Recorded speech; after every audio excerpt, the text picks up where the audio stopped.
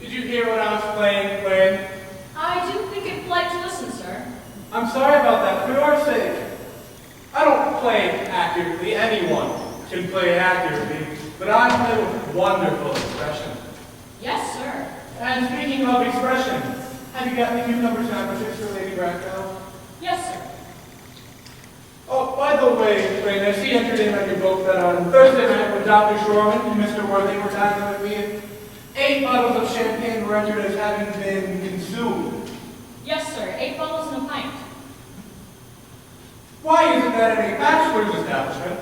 The servants invariably drink all the champagne. I ask merely for information. I have observed that in most married households, the champagne is rarely of a first-rate brand.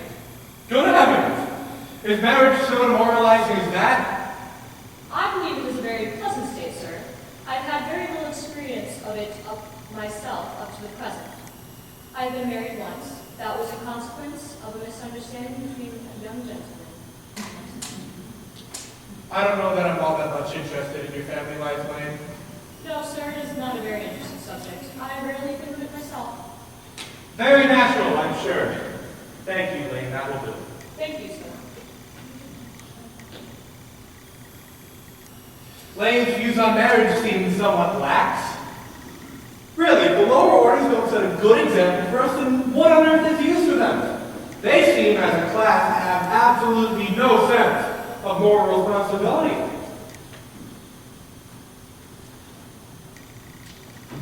Mr. Worthy. Ernest, my dear boy, what brings you to town? Oh, pleasure, pleasure. What else should bring one anywhere? Eating as usual, I see, Algie. I believe it is customary to take some slight refreshment at 5 o'clock. Where have you been since last Thursday? Oh, in the country. And what on earth do you do there? When one is in town, one amuses oneself. When one is in the country, one amuses other people. It is excessively boring. And who are the people that you amuse? Oh, neighbors. Neighbors. Got nice neighbors in your part of the country? Perfectly horrid. Never speak to one. How immensely you must amuse them. By the way, Martha's Vineyard is where you reside in the country, is it not? Oh, Martha's Vineyard. Yes, of course. Hey, why all these cups? Why cucumber sandwiches? Why such reckless extravagance in one so young? Who is coming to tea?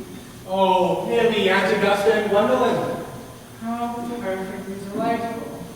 Yes, but I'm afraid Aunt Augusta won't quite approve your being here. May I ask why? My dear fellow, the way you flirt with Gwendolyn is perfectly disgraceful. It's almost as bad as the way Gwendolyn flirts with you. I am in love with Gwendolyn. I have come up to town expressly to propose to her. I thought that you would come up for pleasure. I call that business. How utterly unromantic you are, Algie. Really, I don't see anything romantic about a proposal. It is very romantic to be in love, but there's not so much romance in a proposal. Why, she may say yes. One usually does, I believe. But then, the excitement's all over. The very essence of romance is uncertainty. Well, I have no doubt about that, dear boy. Divorce courts are specially invented for people like you. There is no use speculating that subject. Divorces are made in heaven, and marriages, please, don't touch the cucumber sandwiches. They are ordered specially for Aunt Augusta. Would you have been eating them all this time?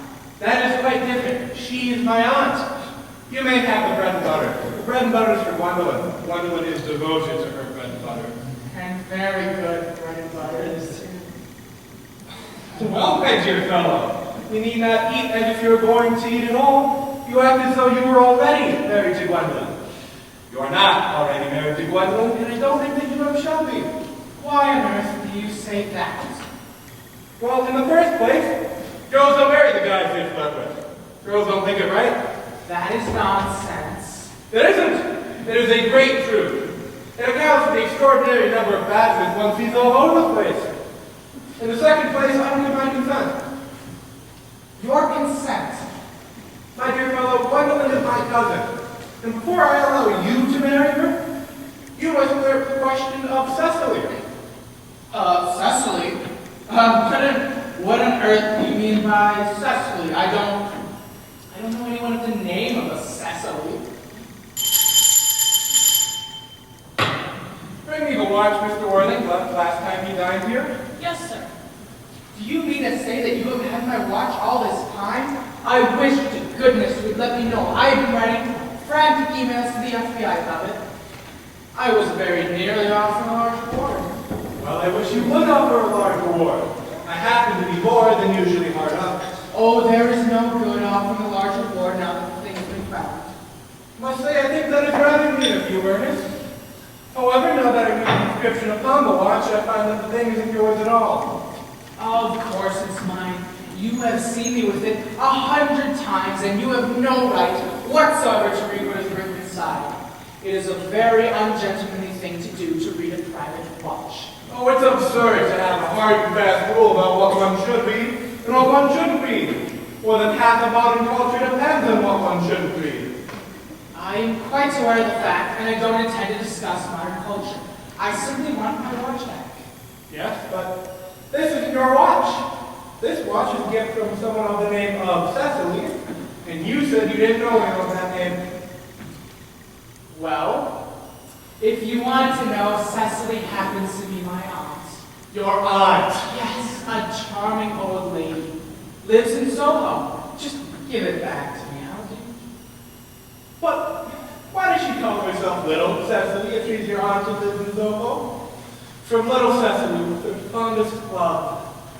My dear boy, what on earth is there in that? Some aunts are tall. Some aunts are not tall. That is a matter that surely an aunt may be allowed to decide for herself. Yes? But why does your aunt call her own nephew her dear uncle? From Little Cecily with her fondest love to her dear Uncle Jack. There's no objection, of course, to an aunt being a small aunt. But why an aunt, no matter what her size may be, should call her own nephew her dear uncle? I can't quite make out. Besides, your name isn't Jack at all. It's Ernest. It isn't Ernest, it's Jack. You have always told me it was Ernest. I have introduced you to everyone as Ernest. You answer to the name of Ernest. You look as though you were named Ernest. You're the most earnest-looking man I have ever met. Here, it even says it on your cards. Mr. Ernest Worthing before the Albany. I shall keep this as proof if you should ever try to deny it to me, or to Gwendolyn, or to anyone else. Well, my name is Ernest in town, and Jack in the country. And that watch was given to me in the country. Yes, but that does not account for the fact that your small aunt Cecily, who lives in Soho, should call her own nephew her dear uncle. Come now, out with it. My dear boy, you talk exactly as if you were a dentist. It is very vulgar to talk like a dentist when one isn't a dentist. It produces a false impression. Well, that is exactly what dentists do. Now, do tell me, go on. I've always suspected you of being a secret and confirmed Bunburyist, and I'm quite sure of it now. Bunburyist? Algie, what on earth do you mean by Bunburyist? I will reveal to you the meaning of that incomparable expression as soon as you reveal to me why you are called Ernest in town and Jack in the country. Produce my watch first. Now here it is. And now produce your explanation. And make it improbable. My dear boy, there isn't anything improbable at all about my explanation. In fact, it's perfectly ordinary. Old Mr. Thomas Cardew adopted me when I was a little boy and made me in his will guardian to his granddaughter, Miss Cecily Cardew. Cecily, who addresses me as her uncle for motives of respect that you could not possibly understand, lives in my place in the country under the guide of her admirable private tutor, Miss Prism. Where is that place in the country, by the way? That is nothing to you, dear boy. You are not to be invited. I may tell you quite candidly that that place is not in Soho or Martha's Vineyard. I suspected that, my dear fellow. I have Bunburyed all over Martha's Vineyard on 2 separate occasions. Now, go on. Why are you called Ernest in town and Jack in the country? My dear boy, when one is placed in the position of guardian, one must adopt a very high moral tone on all subjects. It's one's duty to do so, and as a high moral tone can hardly be said to conduce very much to either one's health or one's happiness, I have always younger brother of the name of Ernest, so that I may be able to go up to town as often as I like. That, my dear boy, is the truth, pure and simple. The truth is rarely pure and never simple. Modern life would be very tedious if it were either, and modern movies, a complete impossibility. That wouldn't at all be a bad thing. What you really are is a Bunburyist. I was quite right in saying you're a Bunburyist. You're the most advanced Bunburyist that I know. What on earth do you mean? You have created a very useful younger brother by the name of Ernest, so that you might be able to go up to the town as often as you please. I have invented an invaluable permanent indolent by the name of Bunbury, so that I might be able to go down to the country so often as I choose. If it wasn't for Bunbury's extraordinarily bad health, for instance, I wouldn't be able to dine with you at Murray's tonight. I haven't asked you to dine with me anywhere tonight. I know. You're absurdly careless about any odd invitations. Nothing annoys someone so much as not receiving an invitation. I think you had much better dine with your Aunt Augusta. I haven't the slightest intention of doing so. To begin with, I dined with her on Monday. Once a week is quite enough to dine with one's own relations. And in the second place, I know perfectly well whom she will see me next to. Mary Ortner. Who always flirts with her own husband from across the dinner table. That is not very pleasant. Indeed, it is not even decent. The amount of women in New York who flirt with their own husbands is perfectly disgraceful. It's simply washing one's clean linens in public.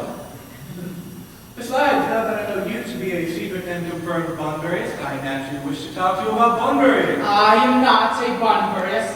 If Gwendolyn accepts me, I'm going to kill my younger brother Ernest. In any case, I'm going to do it. Cecily is a little too interested in him. So, I'm getting rid of my brother Ernest. And I advise you to do the same with your invalid friend, the absurd name. Nothing will induce me to part with dear Bunbury, and should you ever get married, you'll be very glad to know Bunbury. A man who marries without knowing Bunbury has a very tedious time at it. That is nonsense. If I ever marry a charming girl like Gwendolyn, I certainly won't want to know Bunbury. Then your wife will. You don't seem to realize that in married company, married life breeds company and two is none. Oh, don't try to be cynical. It's perfectly easy to be cynical. My dear fellow, it isn't easy to be anything these days. There's so much beastly competition about. That must be Aunt Augusta. Only relatives, or senators, ever ring in that consistent manner. Now, if I get her out of the way for 10 minutes so that you might have an opportunity to propose to Gwendolyn, might I dine with you at Murray's tonight? I suppose so, if you'd like. Yes, but you must be serious about it. I hate people who aren't serious about meals. It's so shallow of them. Lady Bracknell, Miss Fairfax. Good afternoon, Algernon. I hope you are behaving well. I am feeling very well, Aunt Augusta. That is not quite the same thing. In fact, the two rarely go together. Dear me, you are looking extraordinary. I am always extraordinary. Am I not, Ernest? Oh, you're quite perfect, Gwendolyn. Oh, I hope I'm not that. It would leave no room for development. And I intend to develop in many directions. I am sorry if we are late, Algernon. I was obliged to call on dear Lady Hardbury, who I had not seen since her husband's death. I've never seen a woman so altered. She looks quite 20 years younger. And now I'll have a cup of tea and one of those nice cucumber sandwiches you promised me. Gwendolyn, won't you come sit here by me? Thanks a lot. I'm quite comfortable where I am.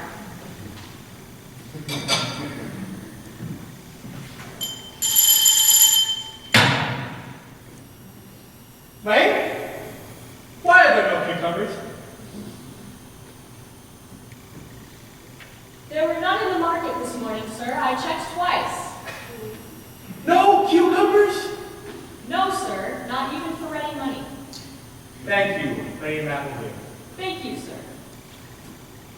I am greatly distressed, Aunt Augusta, about there being no cucumbers, not even for anybody. That makes no matter. I had a few cupcakes with Lady Hardward.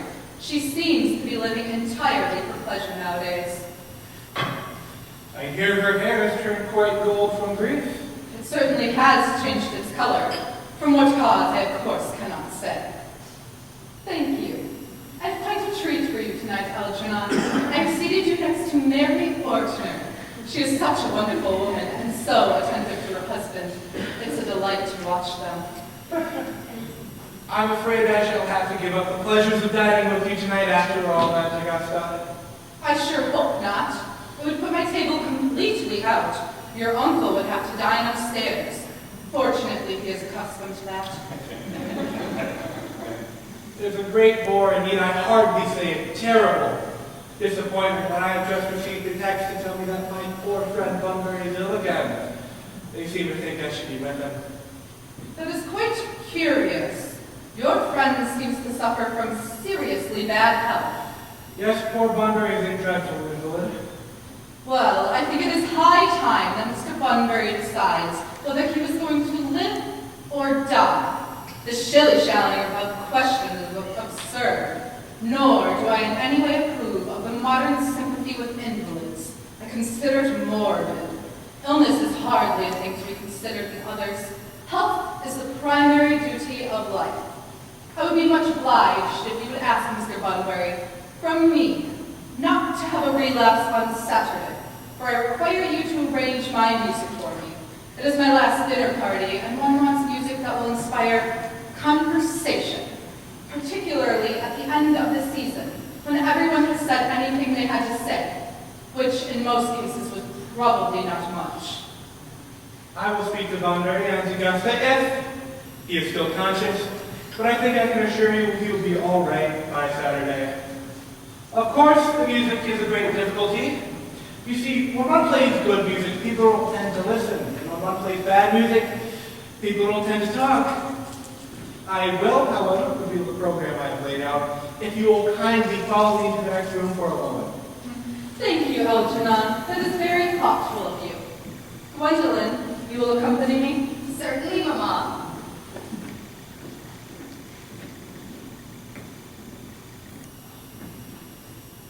Charming day it's been, Gwendolyn. Pray, don't talk to me about the weather, Ernest. Whenever people talk to me about the weather, I always feel quite certain that they mean something else entirely. And that makes me so nervous. I do need something else. I knew it. In fact, I am never wrong. And I would like to take advantage of Lady Bracknell's temporary absence. I would certainly advise you to do so. Mamma has a way of coming back suddenly into a room that I have often had to speak to her about. Gwendolyn, ever since I've met you, I have admired you more than any other girl I've ever met since I have met you. I'm quite well aware of the fact. For me, you've always had an irresistible fascination. Even before I met you, I was far from indifferent to you. We live, Mr. Worthing, in an age of ideals. It has always been my ideal to love someone of the name of Ernest. So, ever since Algernon first mentioned to me that he had a friend called Ernest, I knew I was destined to love you. You really love me, Gwendolyn? Passionately. Oh, darling, you don't know how happy you've made me. My own Ernest. But you don't mean to say that you couldn't love me if my name wasn't Ernest, do you? But your name is Ernest. Yeah, I know it is. But supposing it was something else, do you mean to say that you couldn't love me then? I mean, personally, darling, I don't much care about the name of Ernest. I don't think it suits me at all. It suits you perfectly. It is a divine name. It has music of its own. It produces vibrations. Oh, really, Gwendolyn, I think there are lots of other, much nicer names. I think Jack. instance? Shocking. Jack? No, there is very little music in the name Jack. It does not thrill. It produces no vibrations.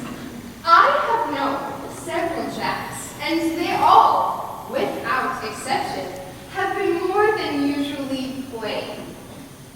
Besides, Jack is a notorious domesticity for the name John, and I pity any woman married to a man called John. She would probably never be allowed the entrancing pleasures of a single moment's solitude. The only really safe name is Ernest. Gwendolyn, I must get christened at once. I mean, we must get married at once. There's no time to be lost. Married, Ernest? Oh, surely you know how I feel about you. And you led me to believe, Miss Fairfax, that you were not so indifferent to me. I adore you, but you haven't proposed to me yet. Nothing at all has been said about marriage. The subject has not even been touched on. May I propose to you now? I think it an admirable opportunity, and to spare you any possible disappointment, I think it's only fair to tell you quite frankly beforehand that I am fully determined to say yes. Oh, Gwendolyn. Well, what have you got to say to me? You know what I've got to say to you. Yes, but you don't say it. Will you marry me? Of course I will, darling. How long you have taken. I'm afraid you have very little experience in how to propose. My own one. I have never loved anyone in the world but you. Yes, but men often propose for practice. My brother Gerald does. All my girlfriends tell me so. What wonderfully bronze eyes you have, Ernest. They are quite bronze. I hope you will always look at me just like that, especially when there are other people present. Mr. Worthing, rise, sir, from the semi-recumbent posture. It is most indecorous. Mamma, I must beg you to retire. This is no place for you. Besides, Mr. Worthing is not quite finished yet. Finished what, may I ask? I am engaged to Mr. Worthing, Mamma. You are not engaged to anyone. When you do become engaged to someone, I, or your father, should his health permit, will inform you of the fact. An engagement should come upon a young girl as a surprise, pleasant or unpleasant, as the case may be. It should hardly be considered that she could be allowed to arrange for herself. And now, Mr. Worthing, I have a few questions for you. You, Gwendolyn, will wait for me below in the car. Mamma! The car, Gwendolyn. Gwendolyn, the car. Yes, Mamma. You may take a seat, Mr. Worthing. Thank you, Lady Bracknell. I prefer standing. I must have you know that you are not down upon my list of eligible young men. I have the same list as Lady Bolton does. We work together, in fact. However, I am willing to add your name, should your answers be what a truly affectionate mother requires. Do you duel or vape? Well, no. I am glad to hear it. I believe that all men should have their hobbies, but this dueling craze is quite ridiculous. How old are you? 29. A perfectly good age to be married at. I have always been of opinion that a man who desires to be married should either know everything or know nothing. Which do you know? I know nothing, Lady Bracknell. I am pleased to hear it. I do not approve of anything that tampers with natural ignorance. Ignorance is like the delicate, exotic fruit. Touch it, and the bloom is gone. The whole theory of modern education is radically unsound. Fortunately, in New York, at any rate, education produces no effect whatsoever. If it did, it would prove a serious danger to the upper class and lead to acts of violence in Central Park. What is your income? Between 7 and 800,000 a year. In land or in investments? In investments, chiefly. That is satisfactory. Land has ceased to be either a profit or a pleasure. It gives one position, but prevents one from keeping it up. That is all that can be said about land. I do own a country house with some land attached to it, of course, but I don't depend on any of that for my real income.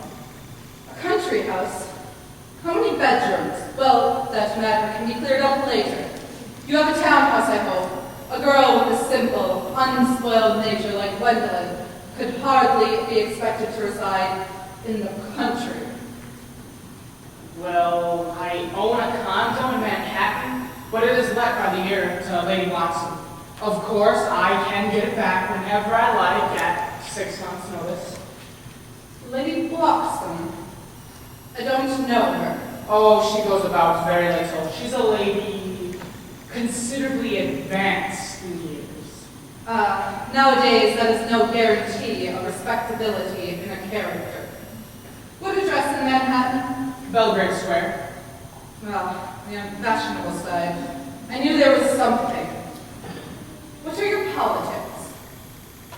I'm afraid I don't really have any, Lady Bracknell. I'm a liberally conservative independent. They count as Democrats. Now on to minor matters. Are your parents living? I have lost both my parents, Lady Bracknell. To lose one parent could be regarded as a misfortune, but to lose both is carelessness. Who was your father? He was evidently a man of some wealth. Did he earn his fortune, or did he rise from the ranks of aristocracy? I really don't know, Lady Bracknell. The truth is, I said I had lost my parents. It would be nearer to the truth to say that my parents seem to have lost me. I don't actually know who I am by birth. I was found. Found? The late Mr. Thomas Cardew, a gentleman of a very charitable disposition, found me and gave me the name Worthing, because he happened to have a first-class ticket to Worthing in his pocket at the time. Worthing is a stop near Grand Central Station. And where did this charitable man with the first class to this place find you? Handbag. A handbag? Yes, Lady Bracknell, a somewhat large, black leather handbag with handles to it. An ordinary handbag, in fact. And what locality did this Mr. James or Thomas Cardew find you in this ordinary handbag? The cloakroom at Grand Central Station. It was given to him in mistake of his own. Courtroom at Grand Central Station. Yes. Mr. Burling, I must say I am somewhat bewildered by what you have just told me. To be bored, or at any rate, read in a handbag, whether it had handles or not, seems to me to display contempt for the ordinary decencies of family life. And as for the locality in which this handbag was found, a cloakroom at Grand Central Station might serve to conceal a social indiscretion, but it could hardly be regarded as an assured bias for a recognized position in good society. Well, then may I ask you what you would advise me to do, Lady Bracknell? I need hardly to say that I would do anything in the world to ensure Gwendolyn's happiness. I would strongly advise you to try and acquire some relations as soon as possible, and to produce at least one parent of either sex before the summer is quite over. I don't see how I could possibly manage to do that, Lady Bracknell. I could produce the handbag at any moment. It's in my dressing room at home. I really think that should satisfy you. Me, sir? You can hardly imagine that I, or Lord Bracknell, would allow our only daughter, a girl brought up with utmost care, to marry into a cloakroom and form an alliance with a parcel. Good day, Mr. Worthing. Good day, Lady Bracknell.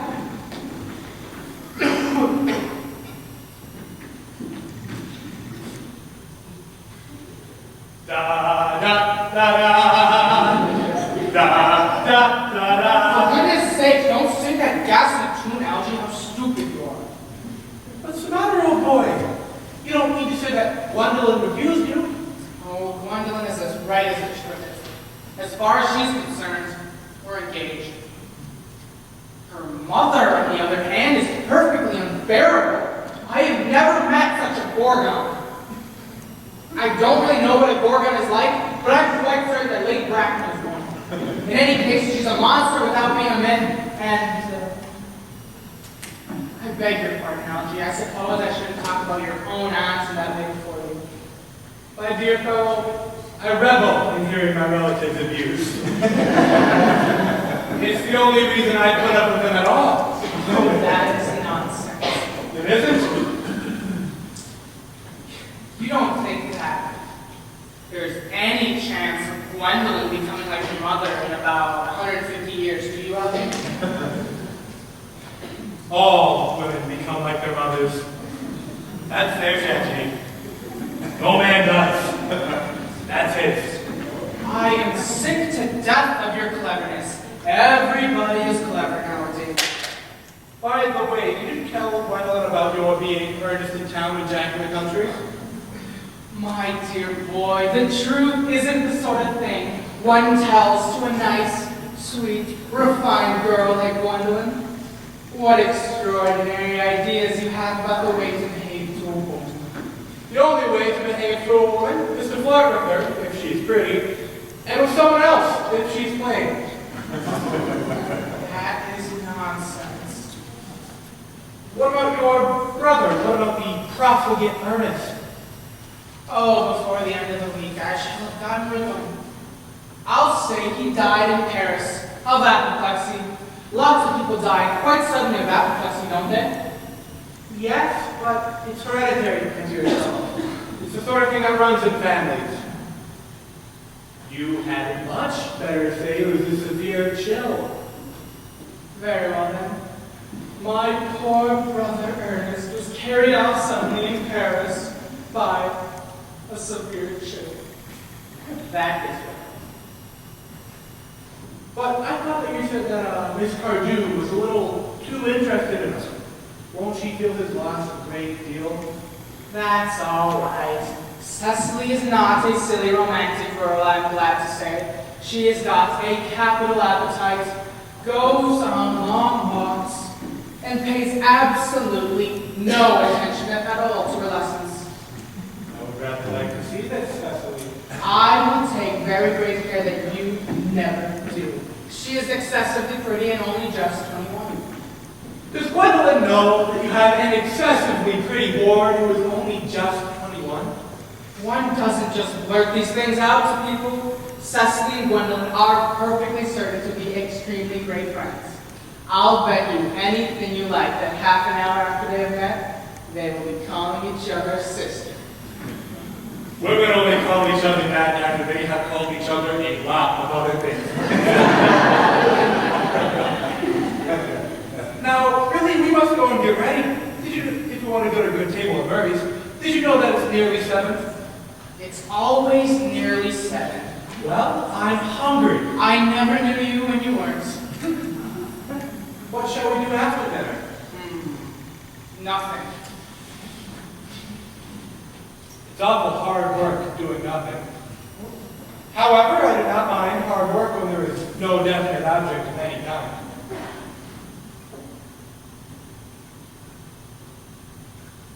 Miss Fairfax. Gwendolyn, upon my word. Algie, kindly turn your back. I have something very particular to say to Mr. Worthing. Really, Gwendolyn, I don't think I can allow this at all. Algie, you always adopt such a strictly immoral attitude towards life. You're not quite old enough to do that.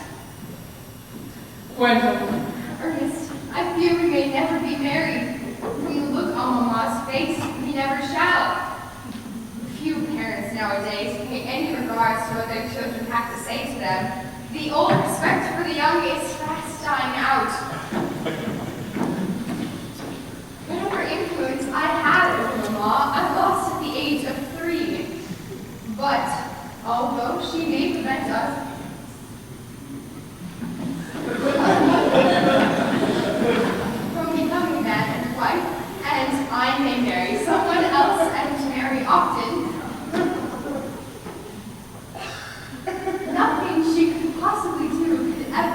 alter my eternal devotion to you. Oh, Gwendolyn. The story of your romantic origin, as portrayed to me by Mamma with unpleasing comments, has naturally stirred the deeper fibers of my nature.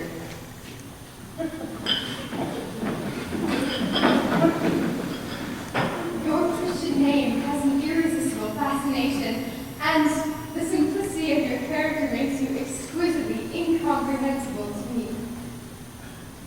Your town address is all that I have. What is your address in the country? The Manor House, Woolton, the Hamptons. There is a good Uber service there, I suppose? There may be need to do something desperate. That, of course, will require serious consideration. My own one. How long do you remain in town? Till Monday. Good. Algie, you may turn around now. Thanks, I've turned around already. And you may ring the bell. You will let me see you to your car, my own one? Of course. I will see Miss Fairfax out. Yes, sir.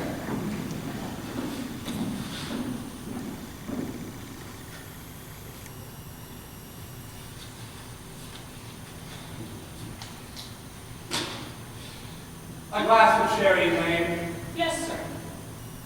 Tomorrow, Lane, I'm going bunburying. Yes, sir. I do not expect to be back till Monday afternoon. You can put up all my dress clothes, my jackets, and all the Bunbury suits. Yes, sir. I hope tomorrow will be a fine day, Lane. It never is, sir. What a perfect pessimist you are, Lane. I try my best to be of satisfaction, sir. Thank you, Lane, that will do. Thank you, sir.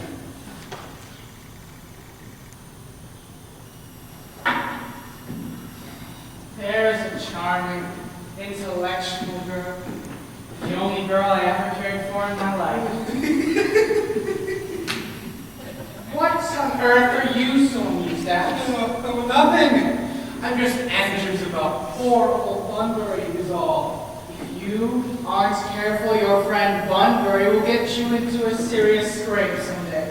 I love scrapes. They're the only things in life that are never serious. Oh, that is nonsense. You never talk anything but nonsense. Nobody ever does.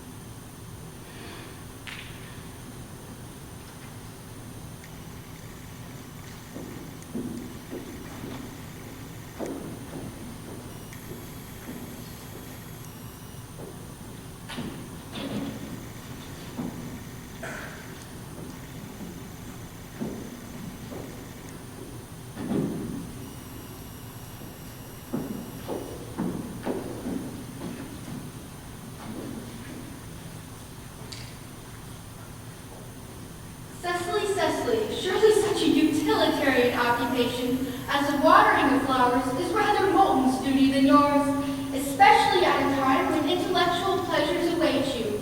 Your German grammar is on the table.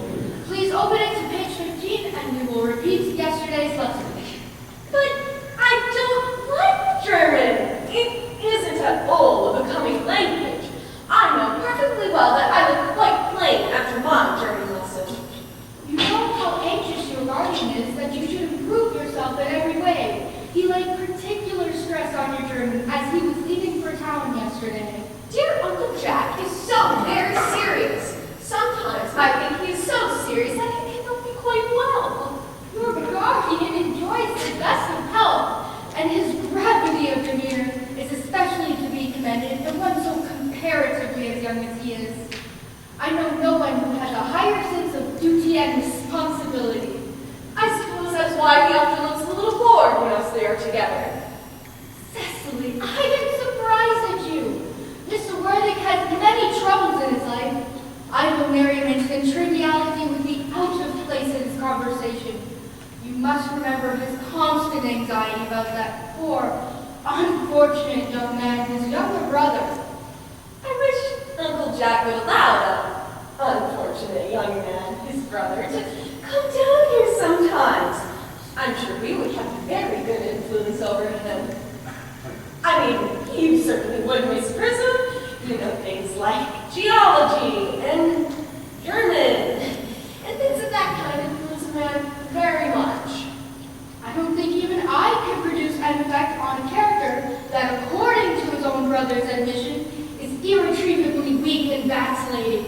I am not in favor of this modern mania for turning bad people into good people at a moment's notice. You must put away your diary, Cecily. I don't see why you should keep one at all. I keep a diary in order to enter the wonderful secrets of my life. If I didn't write them all down, I should probably forget all about them. But memory, my dear Cecily, is a diary that we carry all about with us. Yes, but it usually chronicles the things that have never happened and couldn't possibly have happened. I believe that memory is responsible for all the 3-volume novels that Moody sends us. Do not speak so slightingly of the 3-volume novels, Cecily. I wrote one myself in earlier days. Oh, did you, Miss Prism? How wonderfully clever you are. I hope it did not end happily. I don't like novels that end happily. They depress me so much. The good ended happily and the bad unhappily. That is what fiction means. Yes, but it all seems very unfair. And was your novel ever published? Alas, no. My manuscript was unfortunately abandoned. I use the word in the sense of lost or misplaced. To your word, child, these speculations are profitless. But I see your Reverend Hospital coming up through the garden. Reverend Hospital, oh, this is indeed a pleasure. And are we today, ladies? Miss Prism, you well, I hope? Miss Prism has just been complaining of a slight headache, and I think it would do her so much good to take a short stroll with you in the park, Reverend Hospital. Cecily, I have not mentioned anything of a headache. Oh, no, but I felt instinctively that you had a headache. Certainly I was thinking about that, and not about my German lesson when the Reverend came in. Cecily, I hope you're not independent. Oh, I'm afraid I am. That is a shame. Were I fortunate enough to be Miss Prism's pupil, I would hang upon her lips. I spoke metaphorically. My metaphor is drawn from beats. Mr. Worthing hasn't returned from town yet, I suppose. We do not expect him until Monday afternoon. Yes, he usually likes to spend his Sundays in New York City. He's not one of those who's swelling his enjoyment, as by all accounts, an unfortunate young man his brother seems to be. But it must not disturb the jury of your pupil any longer. Egeria? My name is Letitia, Doctor. A classical illusion merely, drawn from the pagan office. I shall see you both without this evening's service. Actually, I think I should have a stroll with you. I find I have a headache after all, and a walk might do it good. With pleasure, Miss Prism. We might go as far as the schools and back. Oh, that would be delightful. Cecily, you will read your political economy in my absence. The chapter on the fall of the ruby may admit it is somewhat too sensational. Even these metallic problems have their melodramatic side.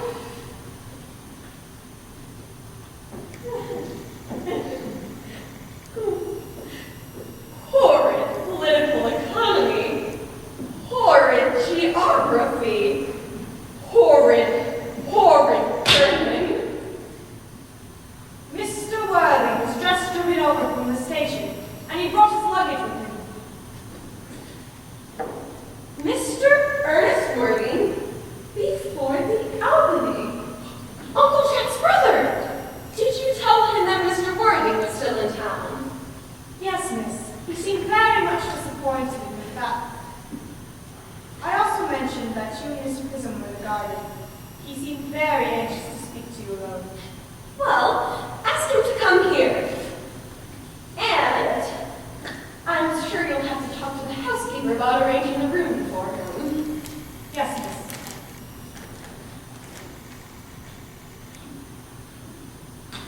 I have never met a really wicked person before. I'm really quite terrified. Oh, I hope he does not look like everyone else. Oh, he does. You are my little cousin Cecily, I'm sure. You are under some strange mistake. I am not little. In fact, I believe I'm more than usually tall for my age.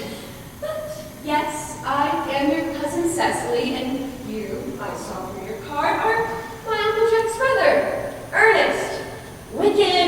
Wicked Ernest. Oh, I'm not really that wicked at all, Cecily. You mustn't think that I'm wicked. Oh, if you are not, then you've been deceiving us all in a very inexcusable manner. I hope you have not been leading a double life, pretending to be wicked when really being good all the time.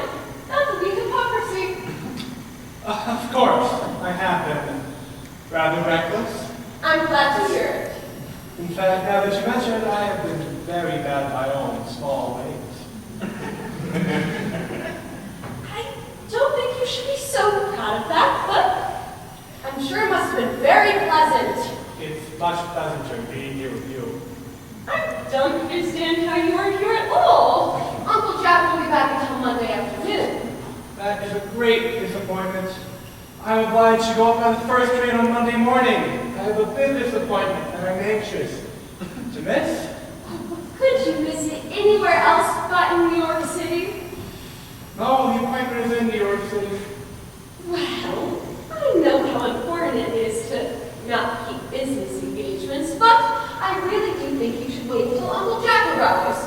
I know he wants to talk to you about your immigrating. About my what? You're immigrating! Uncle Jack has gone up to arrange your trip. I certainly wouldn't let Jack book my travel. The man has no taste whatsoever. You won't require taste where you're going. Uncle Jack is sending you to Sparta.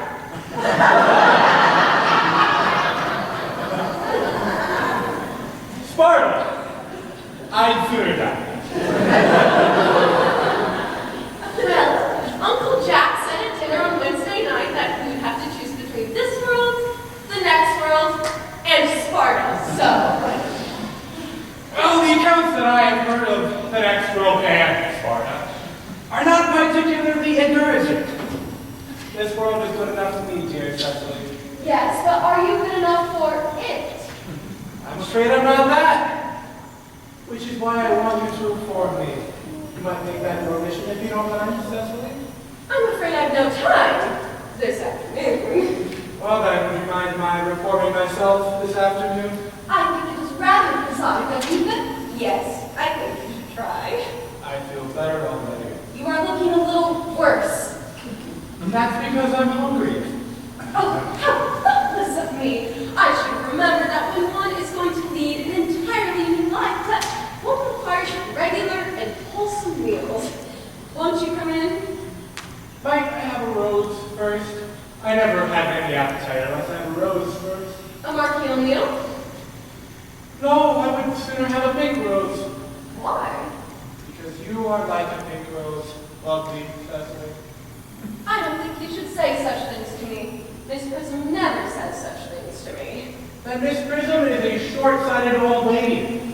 You are the prettiest girl I ever saw. Miss Prism says that all good looks are a snare. They're a snare that every sensible man would like to find himself caught in. I don't think I'd care to catch myself a sensible man. I wouldn't have any idea what to talk to him about.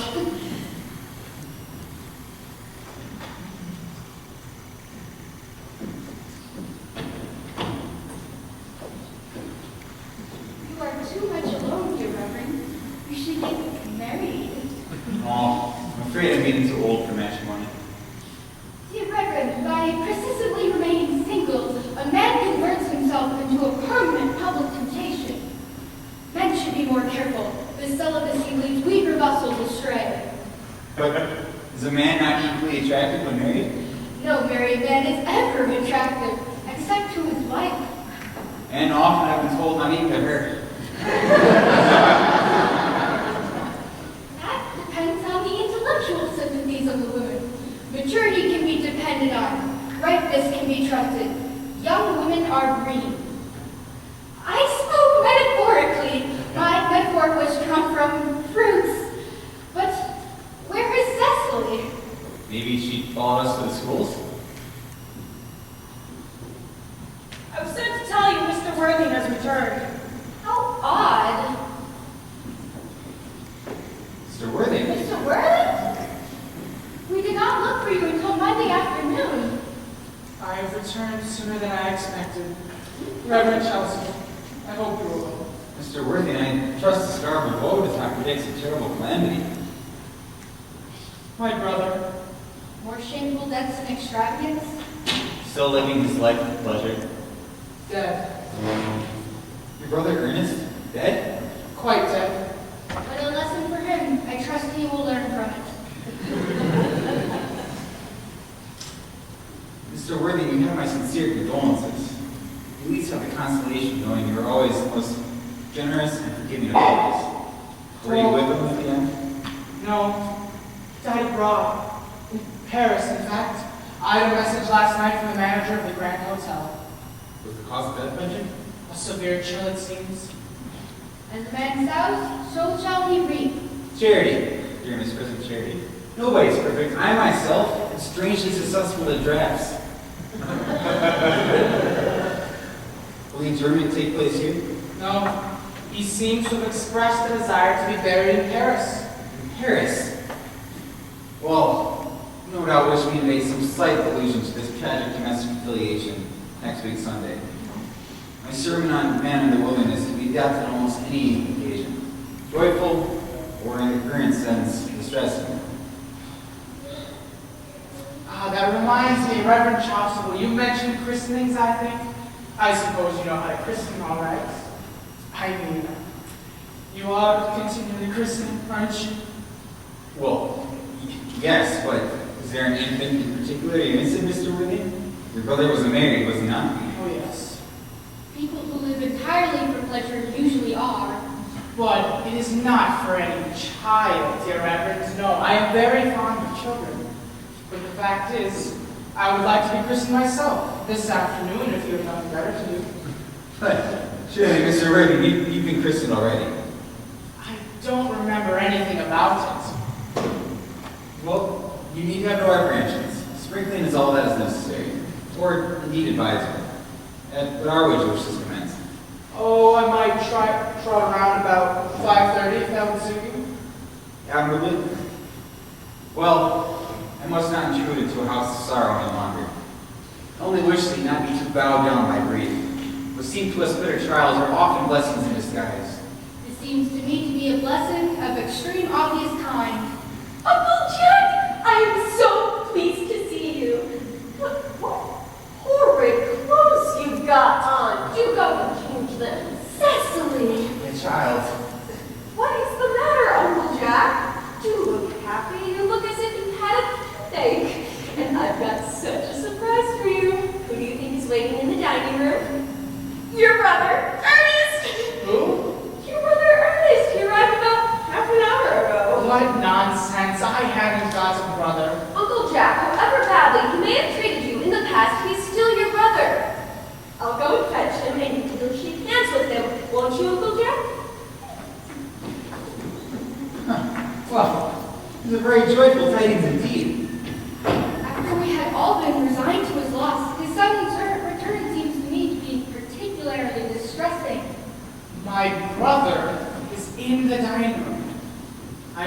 all means. I think it perfectly absurd.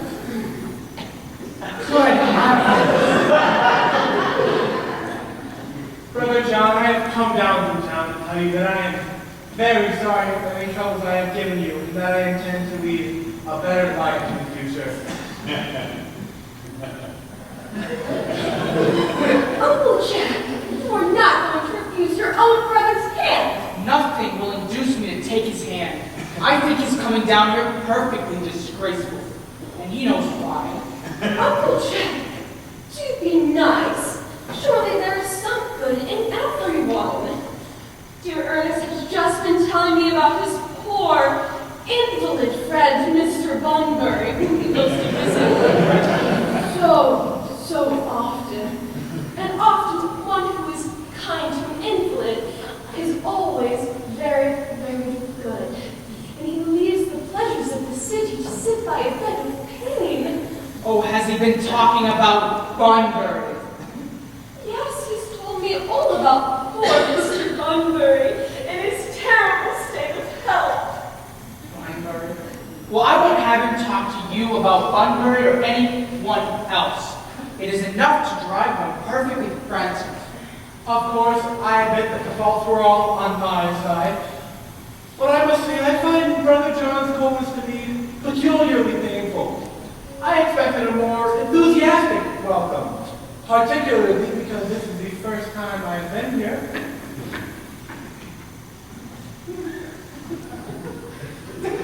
Uncle Jack, if you do not shake your brother's hand, I will never forgive you.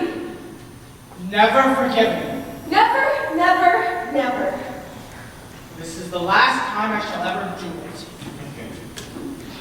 It's pleasant, is it not? To see so perfect a reconciliation. I think we might leave the two brothers alone now. Cecily, you will come with us. Certainly, my little task of reconciliation is over. You've done a good deed today, my child. Let's not be too premature in our judgments. I feel very happy.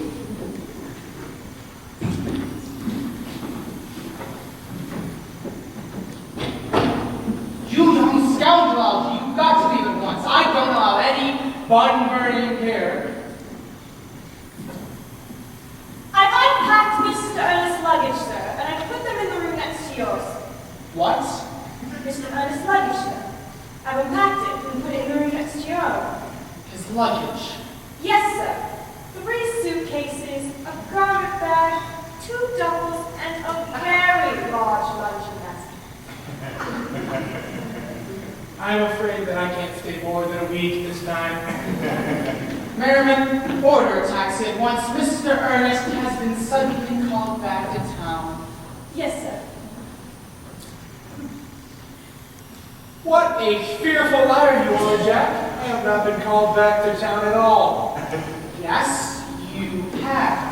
I haven't heard anyone call me back. Your duties as a gentleman called you back. My duties as a gentleman have never interfered with my pleasures in the slightest degree. Oh, I can quite understand that. Well, Cecily's a darling. You are not to talk of Miss Carter like that. I don't like it. Well, I don't like your clothes. You look perfectly ridiculous in them. It is absurd to be in deep mourning for a man who's actually staying at your house as a guest for a whole week. You are certainly not staying with me for a whole week as a guest or anything else. You've got to leave by the 4:05 train. I certainly wouldn't leave you, Jack, so long as you were in mourning. If I were in mourning, you wouldn't leave me. I should think it very unkind of you to do so. Your vanity is ridiculous, your conduct an outrage, and your presence in my garden utterly absurd. But you have got to catch the 4:05 train, and I hope you will have a pleasant journey back to town. This Bunburying, as you call it, has not been a great success for you. I think that it has been a great success. I am in love with Cecily, and that is all. But I must see her before I go and make arrangements for another Bunbury. There she is. Oh, I merely came back to water your roses. I gone to order a taxi. Is he going to take you for a nice drive? He's going to send me away. Then have we got to part? I am afraid so. It's a very painful parting. It is always very painful to part from one whom one has just met. The absence of old friends one can endure with equanimity, but even a momentary separation from one whom one has just met is almost unbearable. Thank you. The taxi is at the door, sir. It can wait, Merriman, for 5 minutes. Yes, miss. Cecily, I hope I shall not offend you if I state quite frankly and openly that you appear to me to be the absolute personification of pure perfection. I think your frankness does great credit, Ernest, and if you don't mind, I will copy your remarks into my diary. Do you really keep a diary? I'd give anything to look at it. May I? I couldn't possibly. It is simply a private girl's record of her own thoughts and impressions, and consequently meant for publication. When it comes out in volume form, I do hope you order a copy, but pray, Ernest, don't stop. I'd like to take you down from dictation. I have reached absolute perfection. Do go on. I'm quite ready for more. Oh, do not cough, Ernest. When one is dictating, one should speak fluently and not cough. Besides, I don't know how to spell a cough. Cecily, ever since I have met you, I have dared to love you wildly, passionately, devotedly, hopelessly. I don't think you should say that you love me wildly, passionately, devotedly, hopelessly. Hopelessly doesn't seem to make much sense, now does it? Cecily, The taxi is waiting, sir. tell it to come around next week at the same hour. Yes, sir. Uncle Jack would be very much annoyed if he found out you're staying on till next week, at the same hour. I don't care about Jack. I don't care about anyone in the whole world but you. I love you, Cecily. You will marry me, won't you? Of course, you silly boy! Why, we've been engaged for the last 3 months. For the last 3 months? Yes, it'll be exactly 3 months on Thursday. But how did we become engaged? Well, ever since dear Uncle Jack first mentioned to us that he had a brother who was very wicked, bad, who of course became the chief topic of conversation between myself and Miss Prism, and always a man who is often talked about is always very attractive. And I dare say it was foolish of me, but I fell in love with you, Ernest. Darling. And when was our engagement actually settled? On the 14th of February last, worn out by your entire ignorance of my existence, I decided to end the matter one way or the other. And after a long struggle with myself, I accepted you under this dear old tree here. And the next day, I bought this little ring in your name. And here's the true lover's knot I promised you always to wear. Did I give you this? It's very pretty, isn't it? Yes, you've wonderfully good taste, Ernest. It's the excuse I've given you for leading such a bad life. And here is the box in which I keep all your dear letters. My letters! But my own dear, sweet, loving little Cecily, I've never written you any letters. You may not remind me of that, Ernest. I remember all too well I was forced to write your letters for you. Oh, would you let me read them, Cecily? I couldn't possibly. It would make you far too conceited. The 3 you wrote me after I'd broken off the engagement are so beautiful and so badly spelled that even I can't help crying a little when I read them. But was our engagement ever broken off? Oh, of course, on the 22nd of last March. Oh, you can see the entry if you like.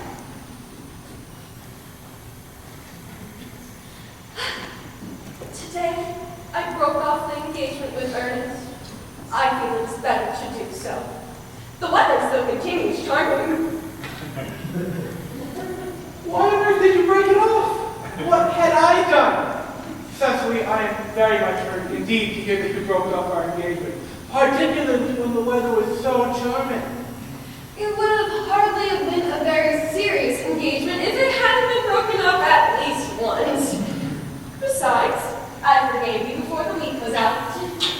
What a perfect little angel you are, Cecily. You dear romantic boy.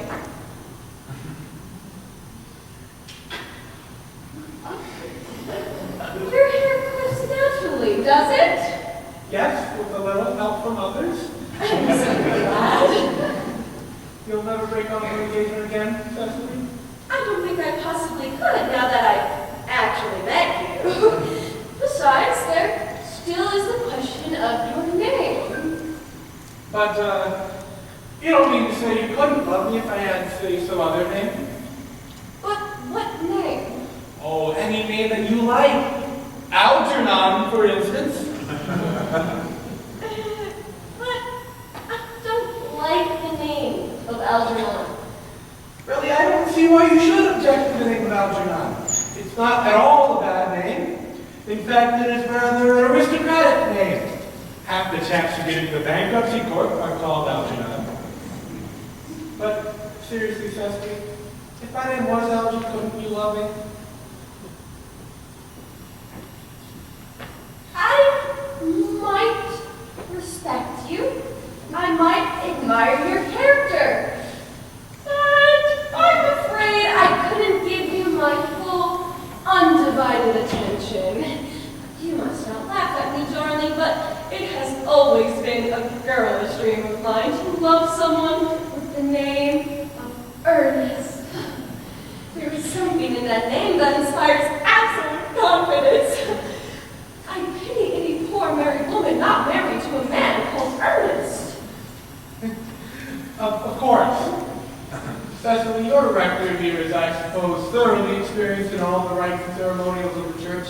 Oh yes, Reverend Choskel is a most learned man. I must see him at once on most important business. I mean, on most important business. Oh. I won't be gone more than half an hour. Considering that we've been engaged since February the 14th, and I've only just met you today, I think it is rather hard for you to leave me for such a period as half an hour. Couldn't you make it 20 minutes? I'll be back in no time.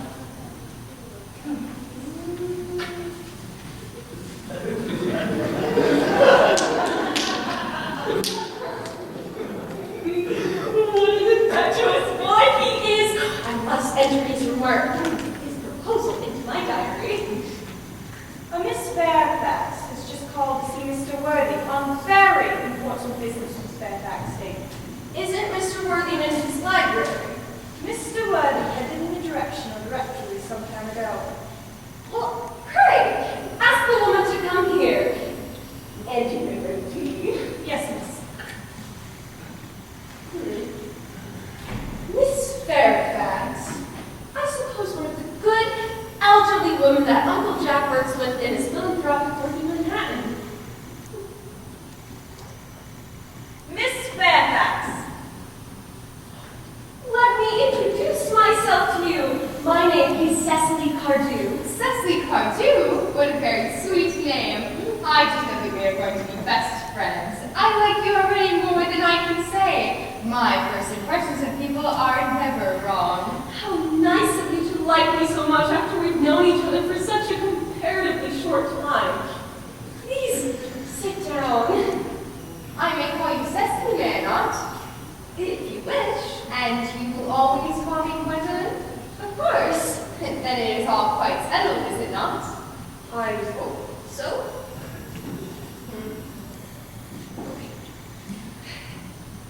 Perhaps, dear Cecily, this is a favorable opportunity for us to have a chat.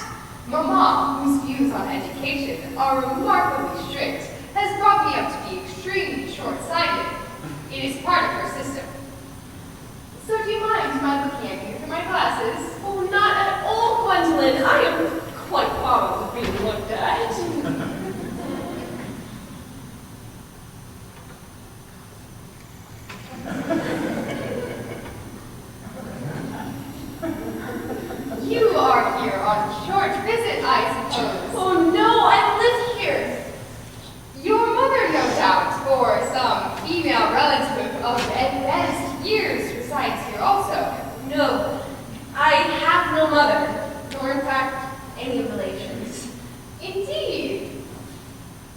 Mr. Guardian and Miss Prism have the arduous task of taking care of me. Your guardian? Oh, yes, I am Mr. Worthing's ward. That is strange. He never mentioned to me that he had a ward. How secretive of him. He grows more interesting hourly. I cannot say, however, dear Cecily, that the news inspires me with feelings of unmixed delight. I have liked you ever since I met you, but now that I know that you are Mr. Worthing's ward, I cannot help expressing a wish that you were, well, just a little bit older than you seem to be, and not quite so alluring in appearance. In fact, if I may speak candidly, Pray, go ahead. I feel that whenever one has something unpleasant to say, that one should always be quite candid. well, to speak with perfect candor, Cecily, I wish you were fully 42 and more than usually plain for your age. Ernest has a strong, upright nature. He is the very soul of truth and honor. Disloyalty would be as impossible to him as deception.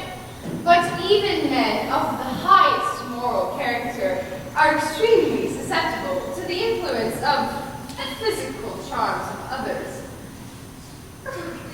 I beg your pardon, Gwendolyn, but did you say Ernest? Yes? Oh, no, but it is not Mr. Ernest Worthing who is my guardian. It's his brother, his elder brother.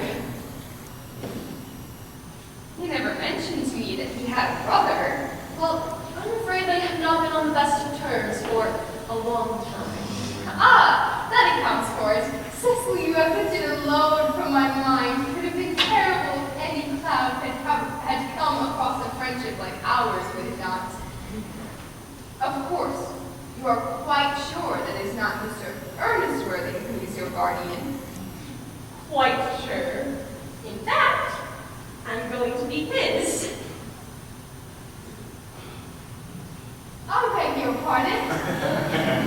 Well, there is no reason why I should keep a secret of it to you, Gwendolyn. I'm sure our little county newspaper is going to chronicle the fact next week, but Mr. Ernest Worthing and I are engaged to be married. There must be some slight error, for Ernest asked me to be his wife yesterday afternoon at exactly 5:30. The announcement will appear in the Morning Post on Sunday at the latest. There must be some strange mistake.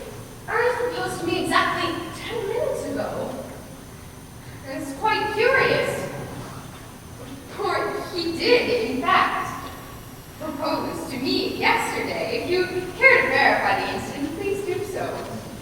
I never travel without my diary. I feel one should always have something sensational to read on the train.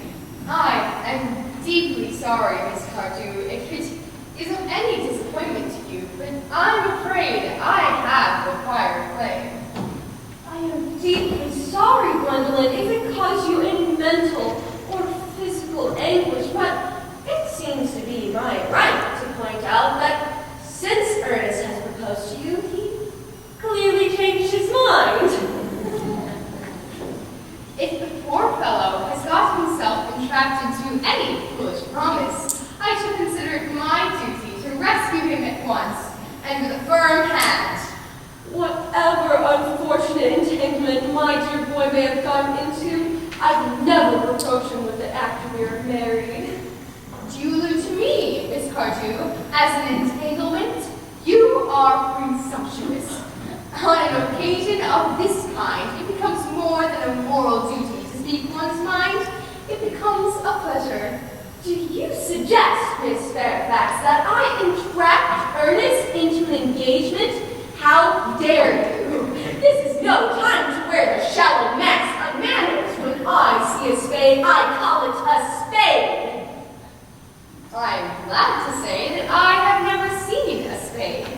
It is obvious our social spheres have been widely different.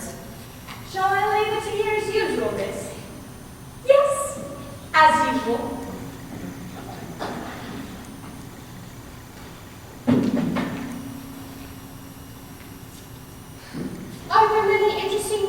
in the vicinity, Miss Cardew? Oh, yes, a great many. From the top of one of the hills, one can see 5 counties. 5 counties? I don't think I should like that. I hate crowds. Well, I suppose that's why you live in town.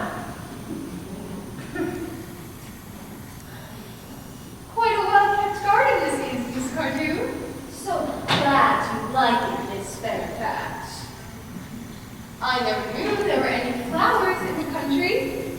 Oh, flowers are as common here, Miss Fairfax, as people are in Manhattan.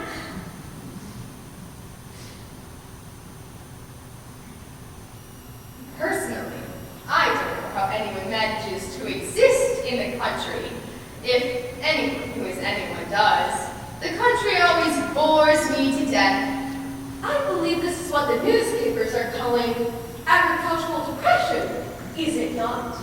I believe the aristocracy are suffering from it much at present. I hear it is almost an epidemic amongst them.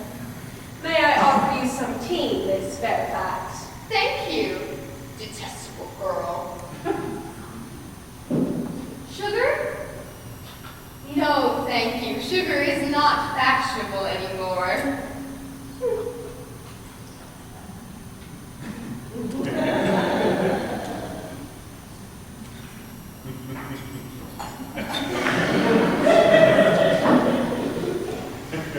Cake or bread and butter? Bread and butter, please. Cake is rarely seen in the best houses nowadays.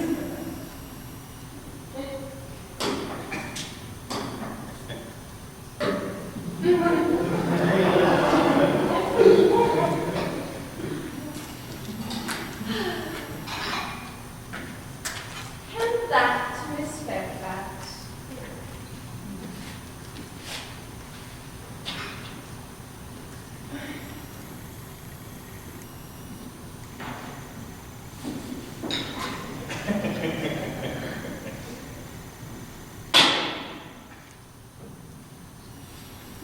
You have filled my tea with lumps of sugar, and though I asked most distinctly for bread and butter, you have given me cake.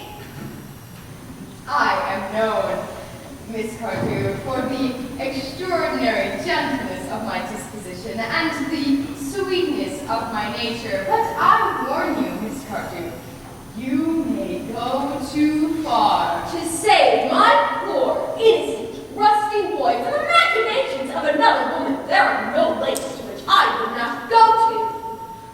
Ever since I met you, I distrusted you. I am never deceived in such notions. My first impressions of people are invariably right. It seems to me, Miss Fairfax, I am taking up your valuable time. I'm sure there are many other calls of a similar nature you must make in the neighborhood. Gwendolyn. Ernest, my own Ernest. A moment. May I ask if you are engaged to be married to this young lady? To dear little Cecily, of course not. What could have put such an idea in your pretty little head? Thank you. You may. Oh, I knew there must have been some sort of misconception. The man whose arm is now round your waist is my guardian, Mr. John Worthing. I beg your pardon? This is Uncle Jack. Jack! Oh! Here is Ernest. Cecily, darling. A moment. Are you engaged to be married to this young lady? What young lady? Good heavens, Gwendolyn. Yes, to good heavens, Gwendolyn. Of course not. What could have put such an idea into your pretty little head? Thank you. You may. I felt there must have been some slight error. The gentleman who is now embracing you is my cousin, Mr. Algernon Moncrief. Algernon Moncrief! Oh! Is your name really Algernon?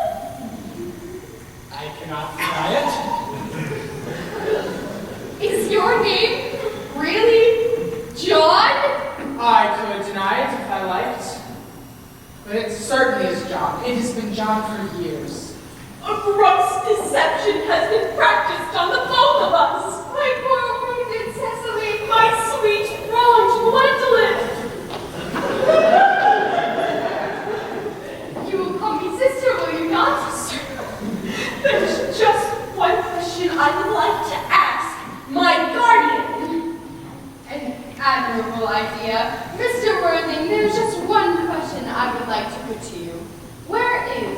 brother Ernest. We are both engaged to be married to your brother Ernest. So it is of some importance to us to know where your brother Ernest is at present. Cecily, Gwendolyn, it is very painful for me to be forced to speak the truth. It is the first time in my life that I have ever been reduced to such a painful position, and I'm really quite inexperienced in doing anything of the kind. I have no brother Ernest. I have never had a brother, and I don't intend to ever have anyone in the future.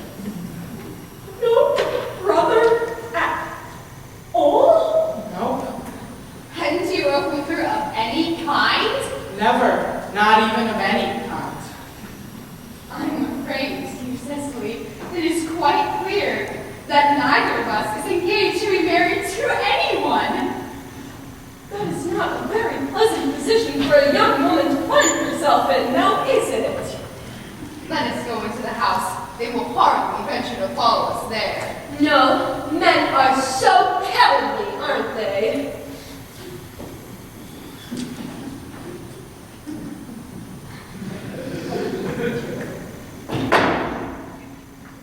This ghastly state of things is what you call bun-burning, I suppose.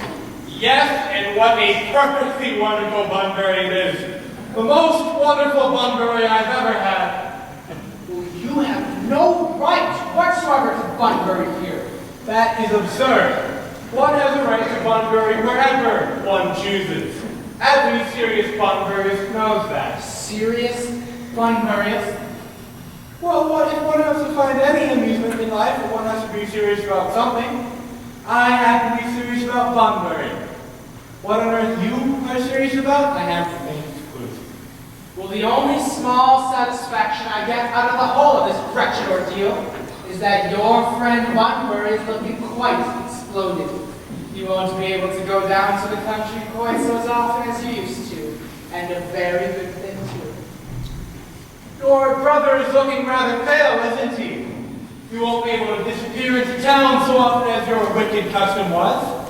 And not a bad thing either. As for your conduct towards Miss Cardew, I must say that you're taking in a sweet, simple, innocent girl like that is quite inexcusable.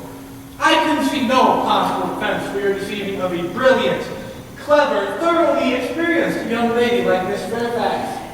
I simply wanted to be engaged to Gwendolyn. That is all. I love her. Well, I simply wanted to be engaged to Cecily. I adore her. Well, there is certainly no chance of your marrying Miss Cardew. I don't think there's much likelihood, Jack, of you and Gwendolyn being united. Well, that is no business of yours. If it was, I wouldn't be talking about it. The only people who talk about their business are stockbrokers and million dinner parties. The fact that they did not follow us at once into the house as anyone else would have done seems to me that they have some sense of shame left. They've been eating muffins. That looks like repentance. How can you sit there calmly eating muffins when we are in this perfectly horrible mess? I can't make out. You seem to me to be perfectly heartless. I can't eat muffins in an agitated manner, so water might get on my cuffs. I say, it's perfectly heartless to eat muffins at all under the circumstances. My dear fellow, when I'm in trouble, eating is the only thing that consoles me. Indeed, when I'm in great trouble, I refuse everything, except food and drink. Currently, I'm eating muffins because I'm unhappy. Well, that is no reason why you should eat them all in that greedy way. Jack, I wish you could have me cake instead. I'm particularly fond of muffins. I suppose a man may eat his own muffins in his own garden. But you have just said it was perfectly harmless to be eating muffins at all. I say it's perfectly heartless of you eating the muffins under the circumstances. That is a very different thing. That may be, but the muffins are still the same. There, aren't even looking at us. Couldn't you cough? But I haven't got a cup. Ouchie, I wish to goodness you would go. possibly expect me to leave? I haven't had my dinner yet. Nobody ever leaves without having their dinner, except vegetarians and people like that. Besides, I have just made arrangements that the Reverend John will be christened at 6:45, and I'll be taking the name of Ernest. My dear boy, the sooner you give up that nonsense, the better. I made arrangements myself to be christened with Reverend Chasuble at 5:30. And I will naturally take the name of Ernest. Gwendolyn would wish it. We can't both be christened Ernest. It's absurd. Besides, I have a perfect right to be christened if I like. There is absolutely no evidence at all that I've been christened. It's entirely different in your case. You have been christened already. Yeah, but I haven't been christened in a very long time. Yes, but you have been christened. That is the important thing. Quite so. So I know my constitution can handle it. You can hardly have forgotten that someone very closely connected to you was nearly carried away in Paris this week by a severe chill. Yes, but you said it yourself. A severe chill was not hereditary. It used to be, I know, but I dare say it is now. Science is always making wonderful improvements of things. That is nonsense. You are always talking nonsense. Jack, you're at the muffins again. I wish you would. I told you I was particularly fond of muffins. But I hate tea cake. Why on earth do you serve it for your guests then? What absurd ideas you have of hospitality? Algie, I have already told you to go. I don't want you here. Why don't you just go? Because I haven't finished my tea yet. And there's still one muffin left.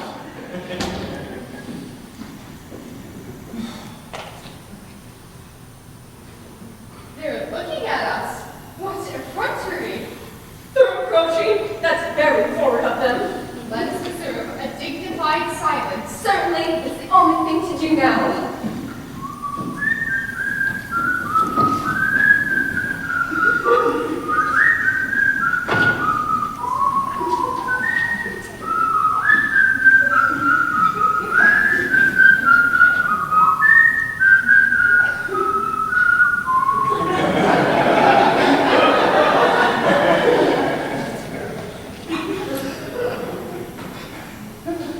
This dignified silence seems to produce an unpleasant effect. A most distasteful one.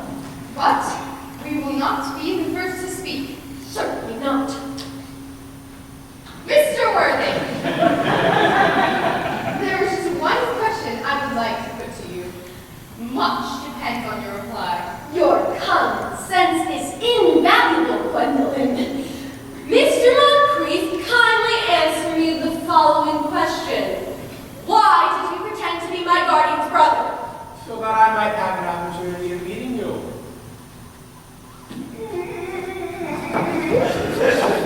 That seems like a satisfactory explanation, does it not? Yes, dear, if you can believe him. I don't. But that does not affect the wonderful beauty of his answer. True, in matters of great importance, style, not sincerity, is the vital thing. Mr. Worthing, what explanation can you give me for pretending to have a brother? Was it so that you might have the opportunity of coming up to town as often as possible to see me? Can you doubt it, Miss Fairfax? I have the gravest doubts upon the subject, but I intend to crush them. Their explanations seem to be quite satisfactory, especially Mr. Worthing's. That seems to me to have the stamp of truth upon it. I am more than content with what Mr. Moncrief said. His voice alone inspires one with absolute incredulity. Then you think we should forgive them? Yes. No! I forgot. There are principles at stake here that one cannot surrender. But who should tell them? The task is not a pleasant one. Could we both not speak at the same time? An excellent idea. I nearly always speak at the same time as other people. Your Christian names are still an impenetrable barrier. That is all. Our Christian names, is that all? Well, we are are going to Prism this afternoon. For my sake, you are willing to do this terrible thing? I am. To please me, you are ready to face this fearful ordeal? I am. How absurd to talk about the equality of the sexes. Where matters of self-sacrifice are concerned, men are infinitely beyond us. We are. They have moments of physical courage which we women know absolutely nothing. Darling, Darling.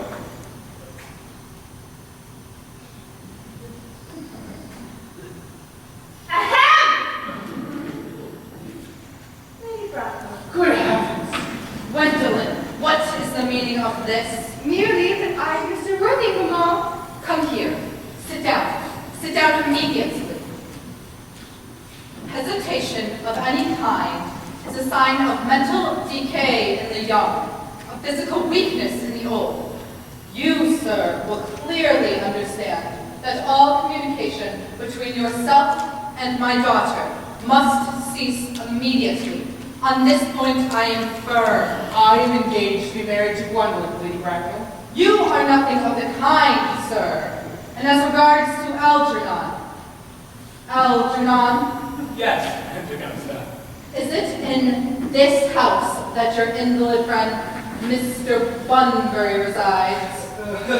No, Bunbury does not live here. Bunbury is somewhere else at present. In fact, Bunbury's dead. Dead? When did he die? His death must have been extremely sudden. I killed poor Bunbury this afternoon.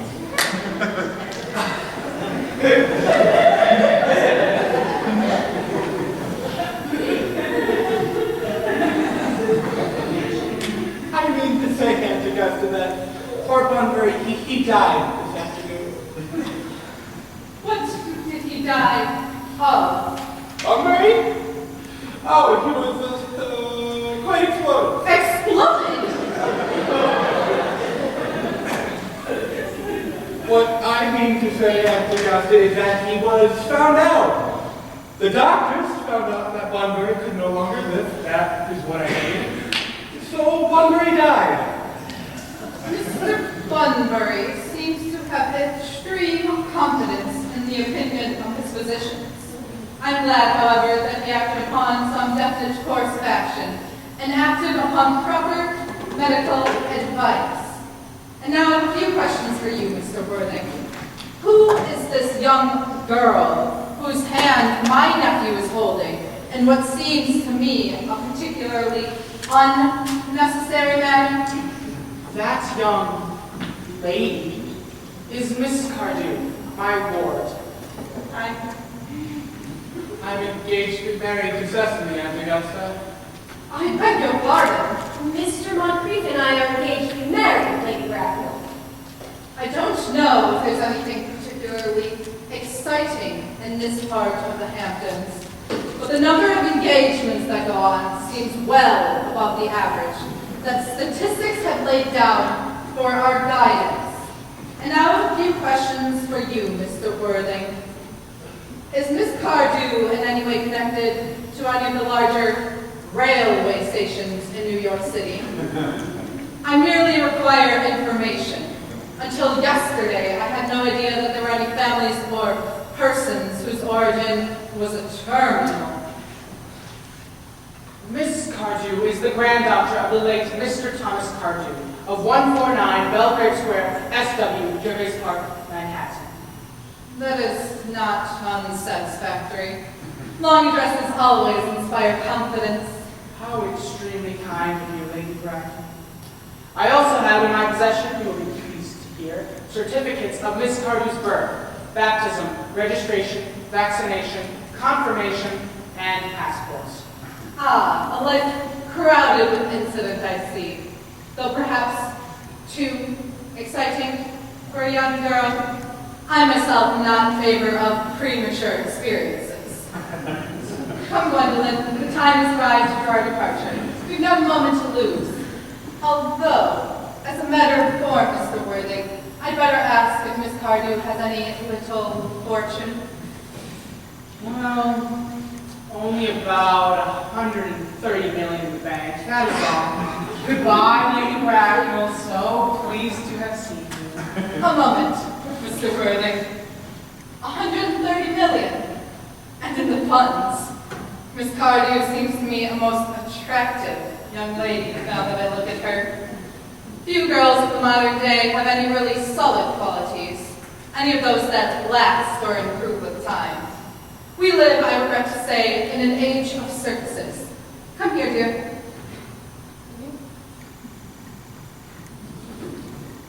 Ah, pretty girl. Although your dress is sadly simple, and your hair is as if nature might have left it, although that can be easily altered. A thoroughly experienced maid produces such marvelous effect in such a brief space of time. I once recommended one to young Mrs. Lansing, and in 3 months, her own husband did not know her. And after 6 months, nobody knew her. Kindly turn, dear. No, the side view is what I want. Ah, as I expected. There are distinct social possibilities in your profile. The few weak points in our age are its want of principle and its want of profile. The chin, a little higher, dear. Style largely depends on the way the chin is worn. Algernon? Yes, Aunt Augusta. There are distinct social possibilities in Miss Cardew's profile. Cecily is the dearest, prettiest girl in the whole world. I don't care a bit about social possibilities. Never speak disrespectfully of society. Only those who can't get into it do that. Dear child, I hope you know that Algernon has nothing but his debts to depend on, though I do not approve of mercenary marriages. I myself had little funds when I married Lord Bracknell, but I did not let that get in my way. I, of course, will give my consent. Thank you, Aunt Augusta. Cecily, you may kiss me. Thank you, Lady Bracknell. You may also call me Aunt Augusta for the future. Thank you, Aunt Augusta. The marriage will take place quite soon, I hope. Thank you, Aunt Augusta. Thank you, Aunt Augusta. I myself am not in favor of long engagements. They give each other too much time to find out each other's characteristics, which is never advisable. Please, excuse me for interrupting you, Lady Bracknell, but this engagement is quite out of the question. I am Miss Cardew's guardian, and she cannot marry legally without my consent. That consent I absolutely decline to give. Upon what grounds, may I ask? Algernon is an extremely, I may say, an ostentatiously eligible young man. He has nothing, but he looks everything. What's more one desire? It pains me very much to speak frankly with you about your own nephew, Lady Bracknell. But the truth is, I don't approve at all of his moral character. I suspect him of being untruthful. Untruthful? My nephew, Algernon? Impossible. He is a pillar of truth. I fear there can be no possible doubt on that subject. This morning, during my temporary absence in New York on an important question of romance, he obtained admission to my house under the false pretenses of being my brother. He continued in the course of an afternoon in alienating the affections of my only ward. He subsequently stayed to tea and devoured every single muffin. And what makes his conduct all the more heartless is that he was perfectly aware from the first that I have no brother, that I have never had a brother, and that I don't intend of ever having one in the future. Not even of any kind. I distinctly told him so myself yesterday afternoon. Mr. Worthing, after careful consideration, I have decided to completely overlook my nephew's conduct towards you. How very kind of you, Lady Bracknell. My own decision, however, is unalterable. I decline to give my consent. Come here, child. How old are you? Well, I really am only 21, but I always admit to 22 whenever I go to parties. You are perfectly right in doing so. I believe that no woman should be truly about her age. It looks so calculating. Well, you will soon be of age and free from the restraints of tutelage. So your guardian's consent is, after all, no matter of great importance. Well, please, excuse me for interrupting you yet again, Lady Bracknell, but I think it is only fair to tell you that according to the terms of her grandfather's will, Miss Cardew does not come legally of age till she is 35. I see no grave objection there. New York society is filled with women of the highest birth, who of their own free choice have remained 35 for years. I see no reason why Miss Cardew should be any less attractive at the age you mentioned than she is at present. There will be a large accumulation of property. Algie, could you wait for me until I was 35? Of course I could, Cecily. You know I could. Yes, I felt instinctively that you could, but I could not wait all that time. I hate waiting even 5 minutes for anyone. It always makes me rather cross. I am not punctual myself, but I do like punctuality in others. And waiting, even to be married, is quite out of the question. Then what is to be done, Cecily? I don't know, Algernon. Mr. Worthing, as Miss Cardew states that she cannot wait until she is 35, a remark which I am bound to say seems to show an extremely impatient nature, I beg you, reconsider your decision. But my dear Lady Bracknell, the matter is entirely in your own hands.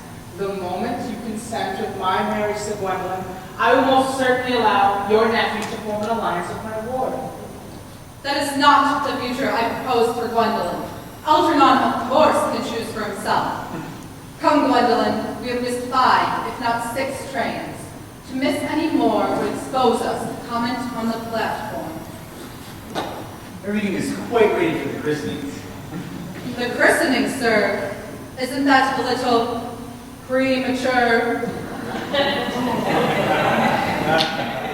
But both these men have expressed immediate desire for baptism.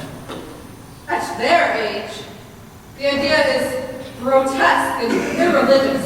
Algernon, I forbid you to be baptized. I will not hear of such excesses.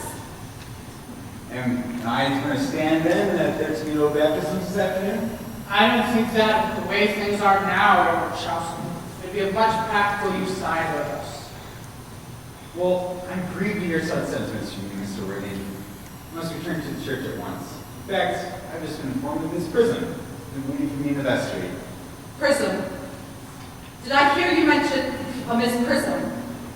Yes, I'm on my way to join her now. Pray, allow me to detain you for a moment. This matter may prove of great importance to Lord Bracknell and myself. Is this a woman of more than unusually repellent aspect, remotely connected with education? Miss Prism is the most cultivated of ladies and the very picture of respectability. They are obviously the same person. May I ask what position she holds in your household? Miss Prism has been for the last 3 years Miss Cardew's esteemed tutor and valued companion. In spite of what I hear, I must see her at once. Let her be sent for. She approaches. I was told you were expecting me in the vestry, dear Canon. I have been waiting for you there for an hour and a half. Prism? Come here, Prism. Where is that baby? 28 years ago, you left Lord Bracknell's house in charge of a stroller containing a baby of the male sex. You never returned. 2 weeks later, the stroller was found in a remote corner of Bayswater, containing a 3-volume manuscript of more than unusually revolting sentimentality. But the baby was not there. Prism, where is that baby?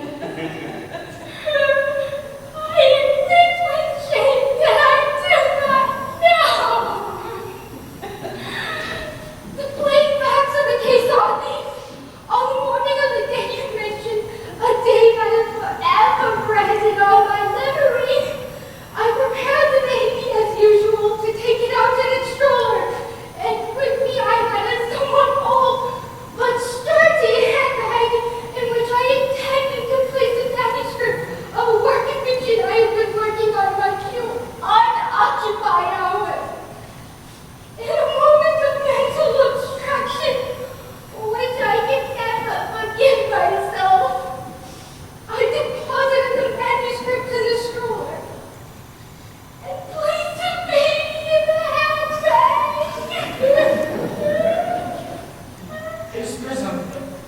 where did you place that handbag?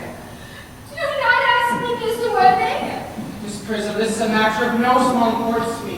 I insist on knowing where you deposited that handbag that contained the infant.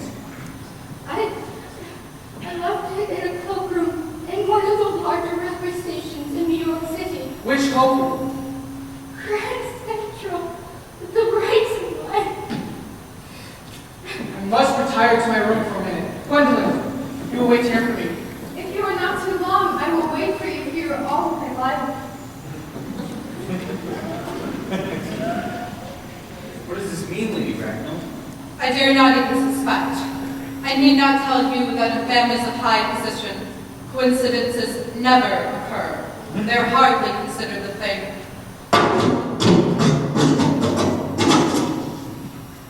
The suspense is terrible. I hope it will last.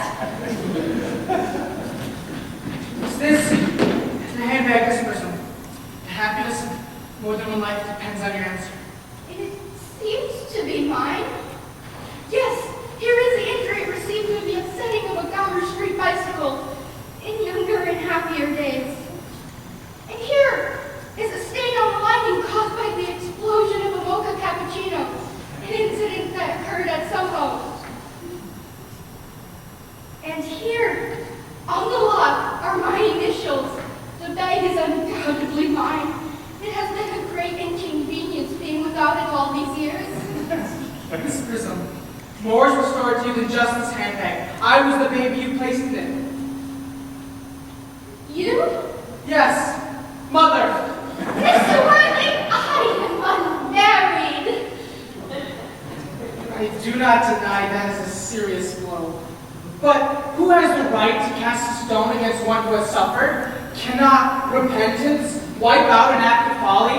Why should there be one law for men and another for women? Mother, I forgive you. Mr. Worthing, there is some error. There is a lady who can tell you who you really are. Lady Bracknell, I hate to seem inquisitive, but would you kindly inform me of who I am? You are the son of my poor cousin, Mrs. Moncrief, and consequently, Algernon's elder brother. Algernon's elder brother. Then I do have a brother. I always said I had a brother. Cecily, how could you have ever doubted I had a brother? Reverend Chelsea, my unfortunate brother. Miss Prism, my unfortunate brother. Gwendolyn, my unfortunate brother. You young scoundrel Algie, you are going to have to treat me with more respect in the future. You have never behaved to me like a brother in all your life. Well, not till today, old boy, I admit.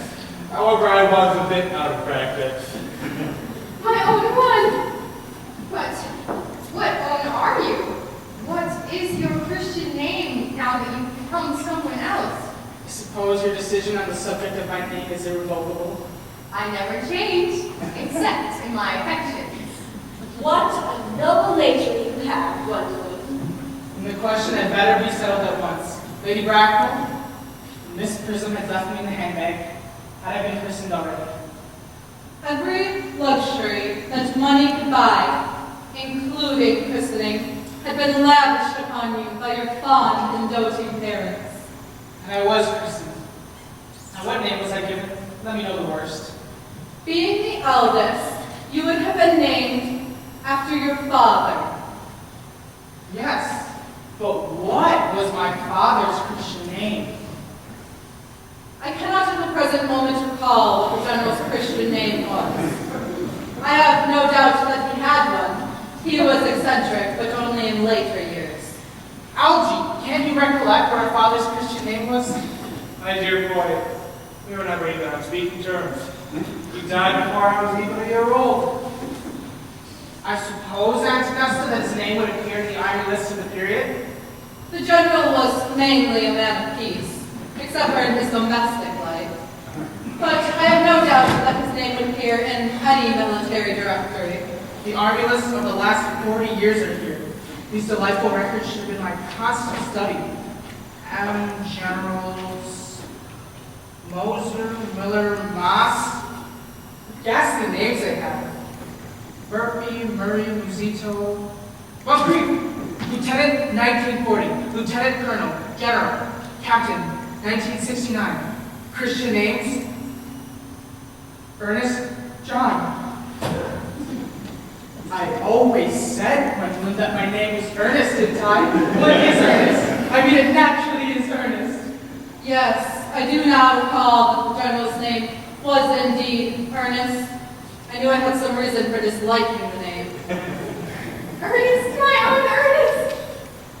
I knew from the first that you could have no other name. Gwendolyn, it is a terrible thing for a man to find out that all his life he has been speaking nothing but the truth. Can you ever forgive me? I can. For a few you are sure to change. Gwendolyn. Letitia. Frederick, at last. Gwendolyn, at last. My nephew, you seem to be displaying signs of triviality. On the contrary, Aunt Augusta, I've now realized for the first time in my life the vital importance of being earnest.